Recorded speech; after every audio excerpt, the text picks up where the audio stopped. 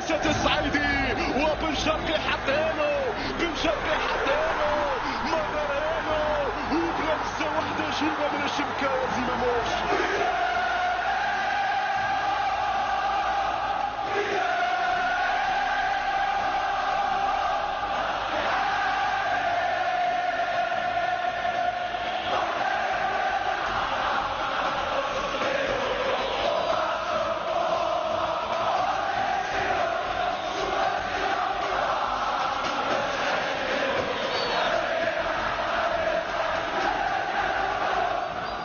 وداد الأمة بطل إفريقيا، ملحمة تعيد الأحمر والأبيض لمنصات التتويج قاريا.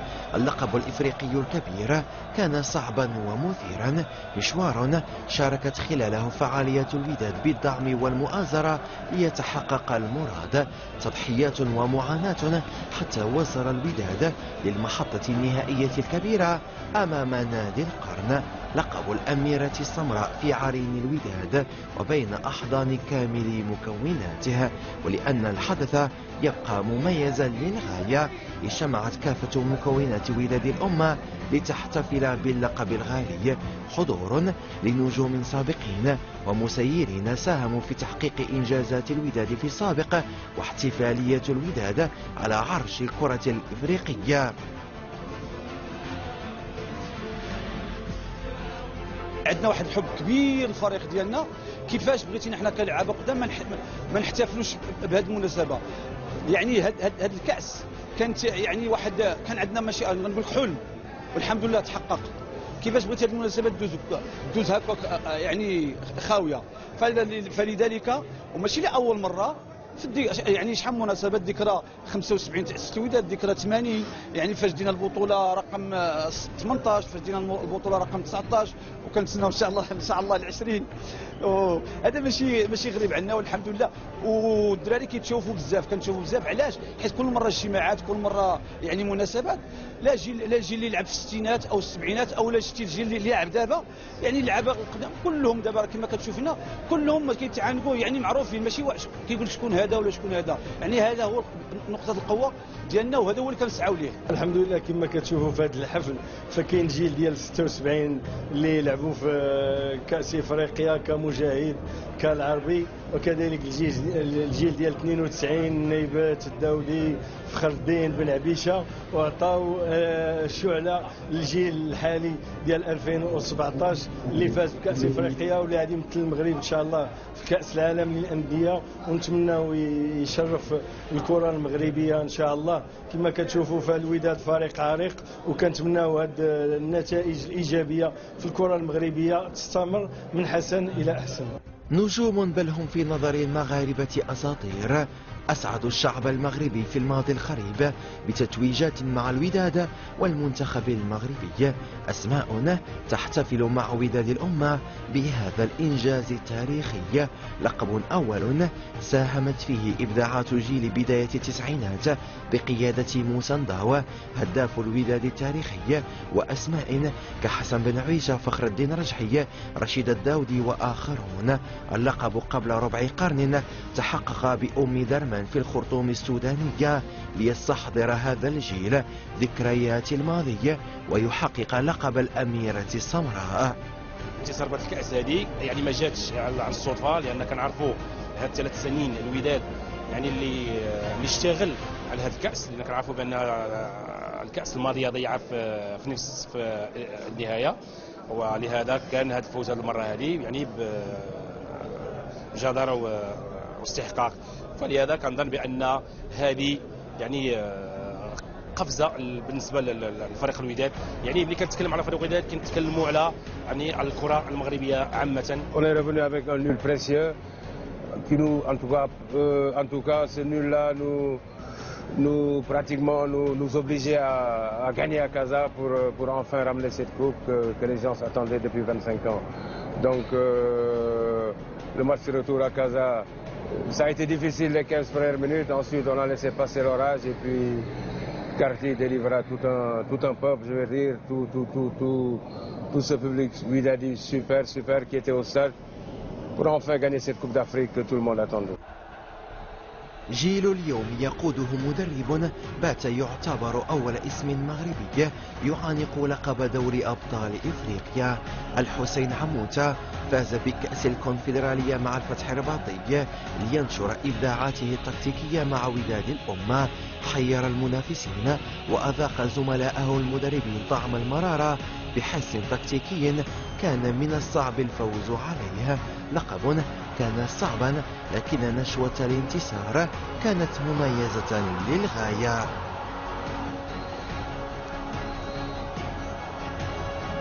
بداية يعني بندور المجموعات، يعني بعد فوز 2 هزائم وأصبحنا في المركز الثالث، وكان يعني من الضروري الفوز ب3 مقابلات، وهذا خلق واحد الضغط كبير. الحمد لله أنه تجاوزناه، فزنا ب3 مقابلات متتالية وتصدرنا يعني المجموعة. القرعة يعني كتحطنا مع فريق صن داونز اللي هو حامل اللقب في دور الربع، ليس بالفريق السهل انك تخرج يعني او تقصي هذا الفريق اللي هو فريق يعني محترف يعني بمعنى الكلمه، يمتلك مجموعه من اللاعبين الجيدين. نصف النهائي امام نيس مادارجي يعني بعد تعادل سلبي خارج القواعد، تنظن انه مرينا بواحد الفترات اللي هي صعبه، فايزين يعني ب2-0. الطرد ديال العطوشي خلى الفريق يعني تحت واحد الضغط كبير، اقليه عدديه عنينه امام فريق اللي هو يمتلك هجوم قوي. تشجع لنا هدف، ربما كان ممكن تسجيل هدف ثاني لويس مادارجي، كان ممكن يعني يقصي الوداد وعدم الوصول للمباراه النهائيه، ولكن يعني الاستماته، التركيز العالي، الاراده اللي كانت حاضره، وصلنا للفريق الخصم سجلنا الهدف الثالث اللي كان هدف الاطمئنان. وطبعا يعني المقابله النهائيه كانت مقابله صعبه امام فريق اللي هو يمكن اكثر تتويجا افريقيا اللي هو الاهلي المصري.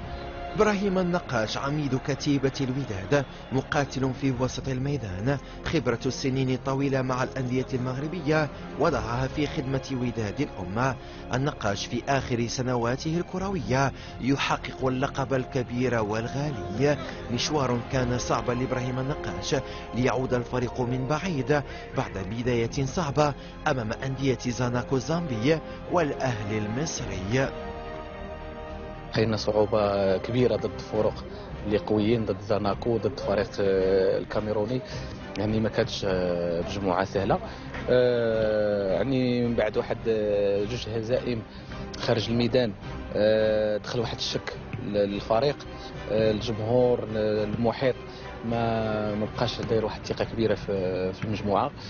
هذا الشيء اللي كنا حاسين به، ولكن الحمد لله الإدارة التقنية ولا المسؤولين كانوا عارفين أن المجموعة عندها واحد المجموعة قوية غادي ترجع في أي وقت. الحمد لله هذا الشيء اللي تبتلينا أننا جمعنا الشمل، والحمد لله تقاتلنا باش أننا ندوزو احنا الأولين في دور المجموعات، وبالفعل دزنا احنا والأهلي رغم يعني العراقيل. الحمد لله دزنا احنا والأهلي، وصراحة كانت في مجموعة يعني قوية اللي خلاتنا أننا لهاد 2 فروق أنهم يمشوا للنهائي.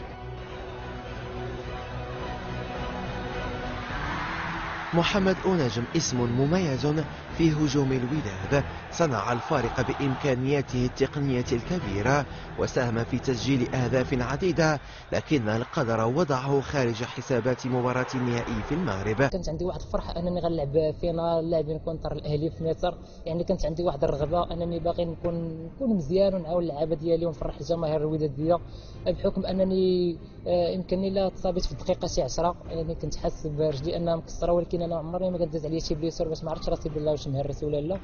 بقيت مآمن بالحظوظ ديالي وقلت غتكون غير شي إصابة خفيفة، بقيت لاعب الماتش بحكم أنني من بعد فاس سونطري ديك الكرة اللي جا منها البيت اللي ماركا بن شرقي، ديك الساعة عرفت راسي بلي راه عندي شي تقصيحة اللي خايبة.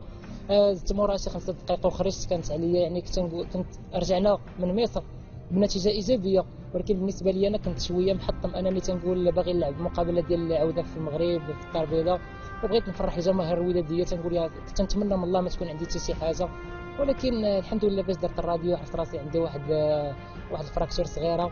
تيقول لك قلت الحمد لله على كل شيء، ما عرفتش شنو شدات ليا. محمد أنجم ابن مدينة الراشدية يتماثل للشفاء، لاعب يتطلع لتقديم نفسه في مونديال الأندية بعد رحلتين إلى فرنسا بهدف استكمال العلاج. اليوم يعود للركض على أمل أن يستعيد كامل إمكانياته قبل بداية المونديال.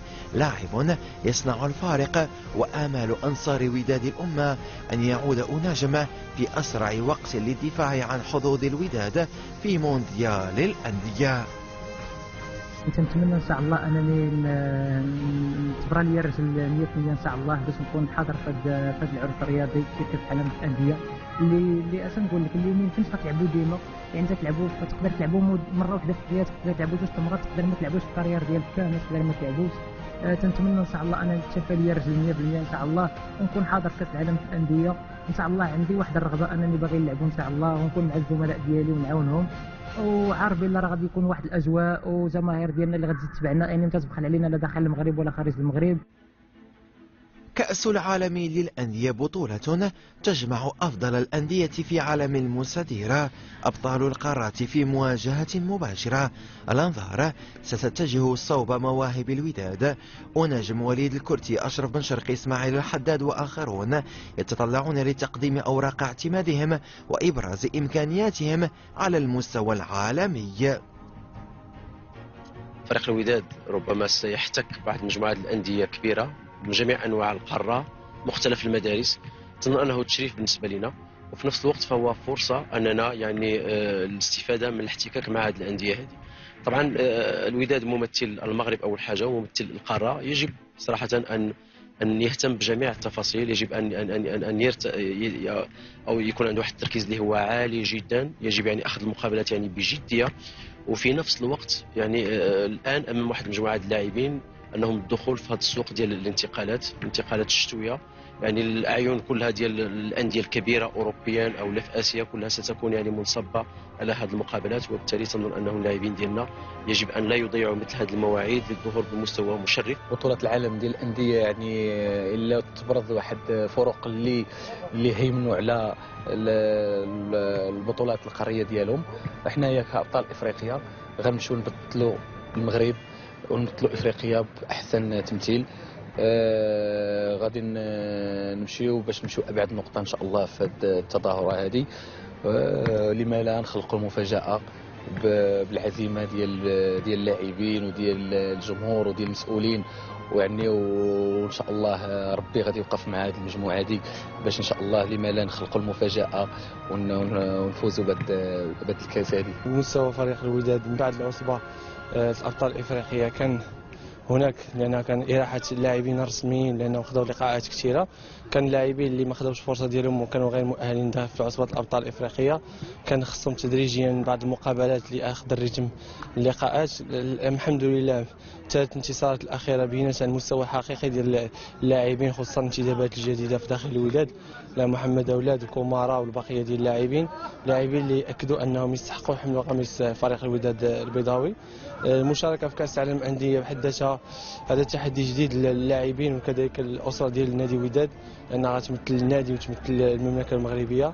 احنا مستعدين استعداد جيد لهذه التظاهره هذه. بالنسبه اول حاجه للطموح ديالنا في هذه المسابقه، يعني غادي نمشيو ان شاء الله في ابعد نقطه، غادي نمشيو ندافعوا على الحظوظ ديالنا. دابا غادي نشرفوا ماشي غير الكره داك المغربيه، يعني غادي نشرفوا الكره الافريقيه، خصنا نعطيهم واحد الوجه مشرف الكره الافريقيه، ولا سيما يعني الايام الاخيره شفنا واحد الانتفاضه ديال الفرق ديال الشمال الافريقيه. الحمد لله غادي نحاولوا نشرفوهم كيف ما قلت لك.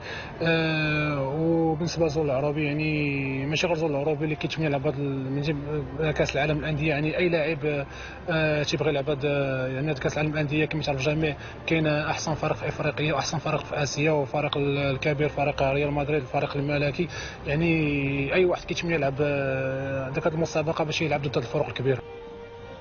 عبد العظيم خضروف وزكريا الهاشمي لعبا مونديال الأندية، الأول مع المغرب التطواني وزكريا الهاشمي مع الرجاء. عبد العظيم خضروف لاعب يلعب في مراكز عديدة، مما جعله عنصرا مهما في تشكيلة المدرب الحسين عموتة. خضروف يتطلع للعب مونديال الأندية في الإمارات وتمثيل كرة القدم المغربية والعربية بأفضل صورة، والبداية أمام باتشوكا المكسيكي بطل منطقة الكونكاكاف. أي لاعب كيتمنى أن يكون حاضر في تظاهر من هذا الحجم هذا، فالحمد لله بالنسبة لي فهذه المشاركة الثانية بالنسبة لي. المشاركة الأولى ما كنتش موفق فيها مع فريق المغرب التطواني بحكم أننا تخسرنا من الدور الأول. الآن غنمشيو لبطولة العالم وحنا كأبطال أفريقيا. المشاركة الأولى كنا كبطل المغرب بحكم أنه كان البلد المضيف. الآن غنمشيو لكأس العالم للأندية على أساس أنك بطل أفريقيا، فكنظن كتمشي بواحد الثقة أكثر، واحد لا موتيفاسيون كتكون أكثر، بواحد المسؤولية أكثر بحكم أنك كتمثل القارة ديالك. فإن شاء الله نمشيو لكأس العالم للأندية باش نديروا واحد النتيجة اللي غترضينا حنا كلاعبين وداديين كأسرة ودادية وكمغاربة.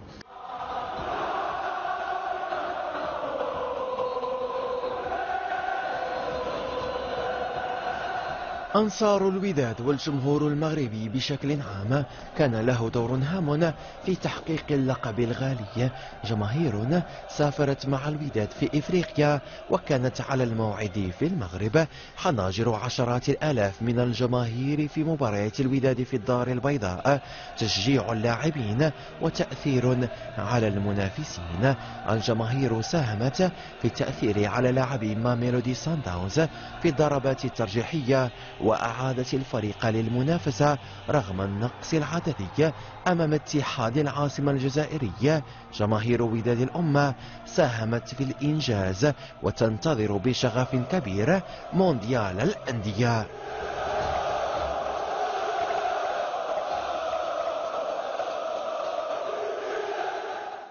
كاس افريقيا الاول كاس الابطال ديال العام اللي فات اللي كان عندنا حظوظ قويه وما ديناهاش، ما قسمش الله سبحانه وتعالى. اما بالنسبه لهذا الكاس هذا كان فرقه ما كانش فيكتيف كثير، ورغم الغيابات ديال شي بعض اللاعبين كمثل جبور ولا فابريس ولا فال ما حضروش معنا في الدومي فينال شي، كانت الحظوظ شويه ضئيله، ولكن الحمد لله الخير فيما اختار الله، وكانوا اللعابه رجال وخا ما كانش فيكتيف مسائل، داكشي كان في مستوى عالي. الحمد لله على الفوز هذا. المشوار ديال نادي الوداد الرياضي في عصبة الأبطال يعني كان مشوار شاق وصعب يعني، والدليل ان وبالخصوص في الاول يعني المقابله الاولى كان بالامكان اننا باش نتقطعوا يعني في الدور التمهيدي، ولكن الحمد لله دزنا بضربات الترجيح. وفي دور المجموعات كذلك يعني من بعد الانتصار ديالنا اللي حققنا في الميدان جوج هزائم كانت غادي تخرجنا من المنافسه. الحمد لله عاوتاني استطعنا باش ننتصروا يعني 3 مقابلات، وهي اللي كان خاصنا باش ندوزوا يعني المرحله ديال الربع.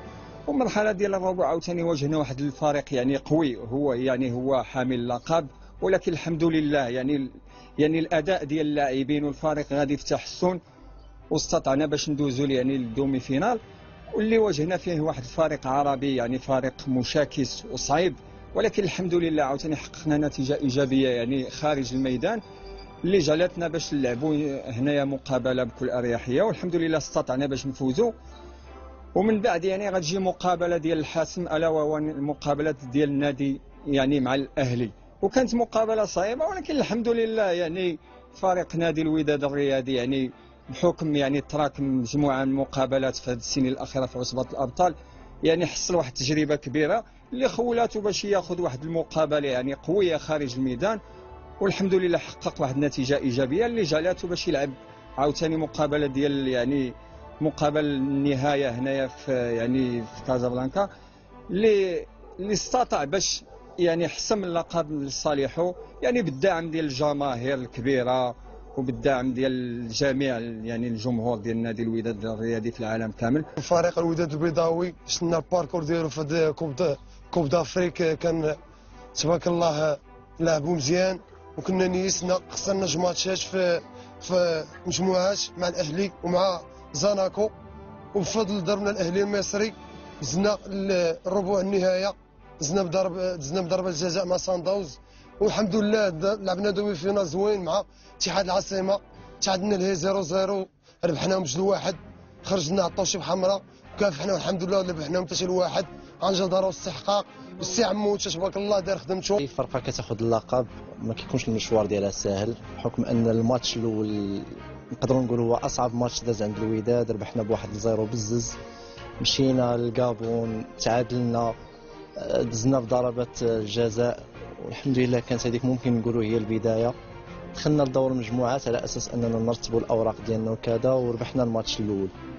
من بعد جاو واحد جوج ديال الماتشات اللي كانوا صعاب صراحه، لان جوج فراقي اللي كانوا كينافسوك في المجموعه هما الاهلي وزاناكو، وكما كتعرفوا راه المجموعه راه دازت الفريق الاول ب 12 نقطه والفريق الثاني راه ب 11 نقطه غير بالنسبه للاهداف اللي هو الاهلي، يعني حتى الفريق ديال زاناكو كان عنده 11 نقطه.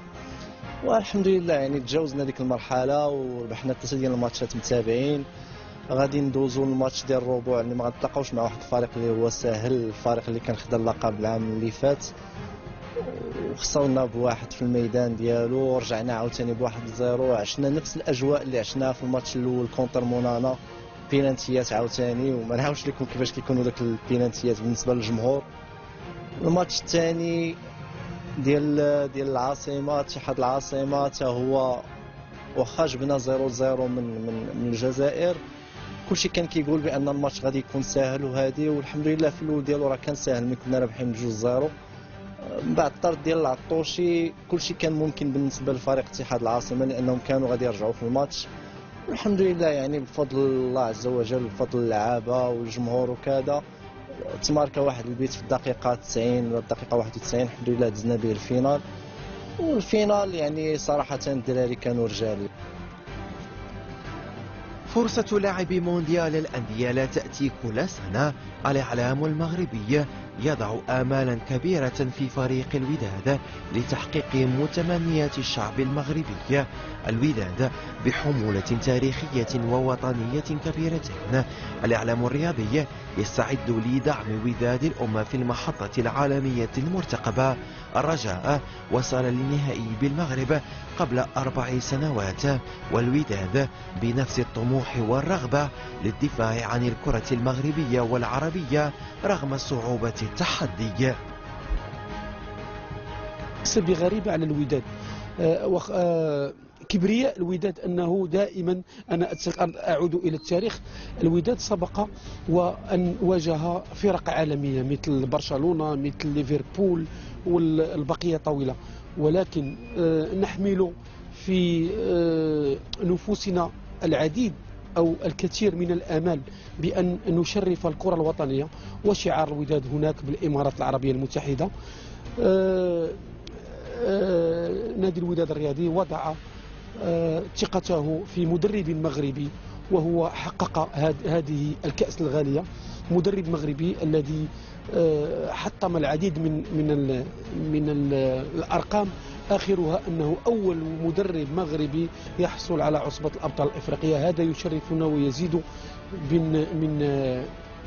من أحلامنا. أولا تكليف ماشي تشريف، يعني تمثيل بلد وتمثيل قارة. الوداد بطل إفريقيا فهو ممثل قارة السمراء.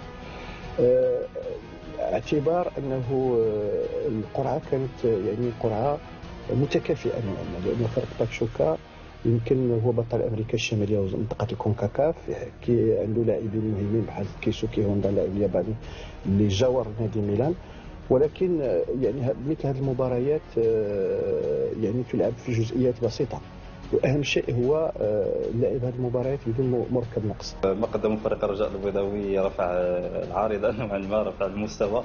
فريق الوداد البيضاوي غادي يحاول انه يدير نفس الانجاز رغم الامور صعبه، ولكن كنظن ان فريق الوداد البيضاوي في مباراته امام باتشوكا المكسيكي كتبقى الامور 50-50.